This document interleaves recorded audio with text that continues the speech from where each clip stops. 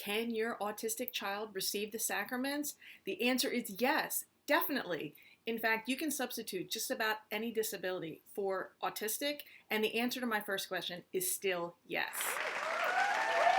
You might have been told otherwise, but I'm here to tell you the facts and let you know how you can advocate for your child if your parish is withholding the sacraments from them.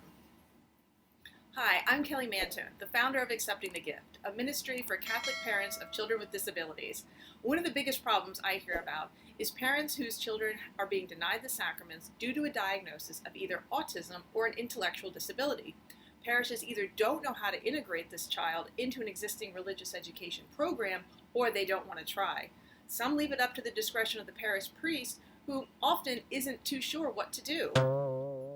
If you have a child who is autistic or intellectually delayed and you're not getting any clear answers from your parish, here's some things you can do to fight to get them their sacraments. First, don't wait until your child needs a sacrament. Baptism won't be an issue in most places, but a lot of problems arise around the time of First Penance and First Holy Communion, and then also confirmation. Work on building up a rapport and a relationship with your parish priest and your DRE, the Director of Religious Education, as far in advance as possible. It's not really a great idea to spring it on the year that a child needs to be prepared for a sacrament. Be sure to check on your parish's website to see if there's someone specifically that you can go to or that you need to speak to about getting accommodations for religious education. You can also check your diocesan website to see if there's resources for parents or if there's someone else you can get in touch with who can provide you or your parish with assistance. You might need to look under the catechesis or the family life tab. If you're not quite sure how to approach your pastor or your DRE to advocate for your child needs, check out our free advocacy guide, which we have available for download on our website. It gives you templates and information on really how to build up that relationship, so when the time comes for your child to receive a sacrament, you've already got a relationship in place and you know what to ask for. Our advocacy guide will also give you a brief intro into what the church actually teaches about the celebration of the reception of the sacraments for persons with disabilities. You can arm yourself with this knowledge when you go into these meetings to build this relationship. I mean, did you even know that the United States Conference of Catholic Bishops, or also the USCCB, has written, "It is essential that all forms of the liturgy be completely accessible to persons with disabilities, since these forms are the essence of the spiritual tie that binds the Christian community together. To exclude members of the parish from these celebrations of the life of the church, even by passive omission, is to deny the reality of that community. Accessibility involves far more than physical alterations to parish buildings. Realistic provision must be made for Catholics with disabilities to participate fully in the Eucharist and other liturgical celebrations." I mean, did you know that the church teaches that it's better to err on the side of giving a child a sacrament than withholding it?